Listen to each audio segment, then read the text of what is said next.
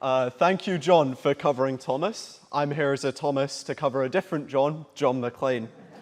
Now, I'm embarrassed to admit that before our wonderful teacher told me about John Maclean, I had no idea who he was.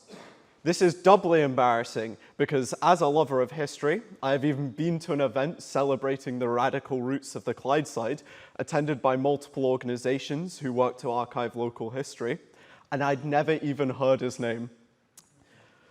But after much reading, I couldn't be more proud to speak on the values of this great man. If you were to read the inscriptions on the mace that represent Scottish Parliament, you would find three values: wisdom, justice, and compassion. John Maclean embodied all these traits in a most profound sense. As a warrior of compassion, he fought against conscription in the First World War and was charged with sedition for standing up for justice against those who sent off millions of young men under false pretexts to die in what he saw as an imperialist war. He put these contentions into words that the average Clydeside dock worker of the time could understand, when he'd educate thousands of workers in open-air speeches on the injustices of the society they found themselves in, where millions were toiling in the noxious air of factories for little pay, or forced to fight their fellow workers abroad, wounding and being wounded in grueling trench warfare.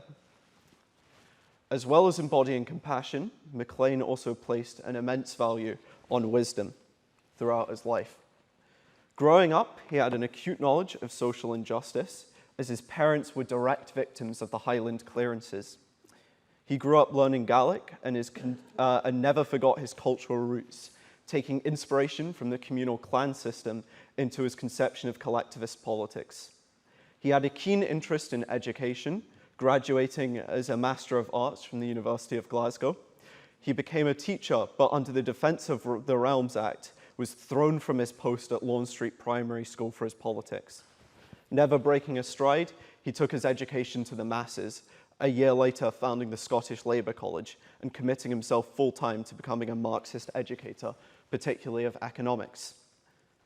Now, on the 15th of April, 1918, Maclean was accused of sedition for his advocacy in what was essentially a kangaroo court, where people quoted excerpts from his speeches from notes they had apparently memorized after his meetings. He was sentenced to 5 years of penal servitude, an act which should rightfully be condemned in all instances. In his defense, not only of himself but of justice, he decided to represent himself as he saw through the theatrical natures of the court. In his subsequent speech from the Edinburgh dock, we really see him take a stance for justice. He says, "I wish no harm to any human being, but I, as one man, am going to exercise my freedom of speech. No human being on the face of the earth, no government is going to take from me my right to speak, my right to protest against wrong, my right to do everything that is for the benefit of mankind. I am not here then as the accused.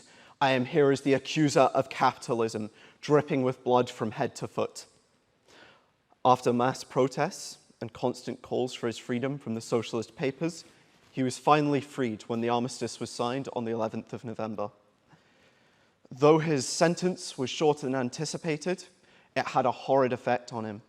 Being force-fed through tubes by unsympathetic guards, he gained the look of someone twice his age, eventually dying of pneumonia at only 44 during a speech after giving his only overcoat to an impoverished man from Barbados just a week before. Now, if before this you had asked me to explain the relevance of John Maclean to the youth of today, I would have scratched my head. But now that I see in a time of rampant monopolization, war and invasion, the rise of the far right internationally, and the looming of larger conflicts once more, I feel that we need more people like John Maclean in this generation.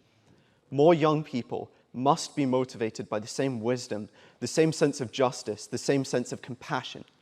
More young people must have the conviction of John Maclean, the spirit to stand up for what's right against the wrongs of the world. The deaths of hundreds of thousands in the illegal invasion of Ukraine, the evils of authoritarian powers who beat women to death for letting their hair blow free in the wind.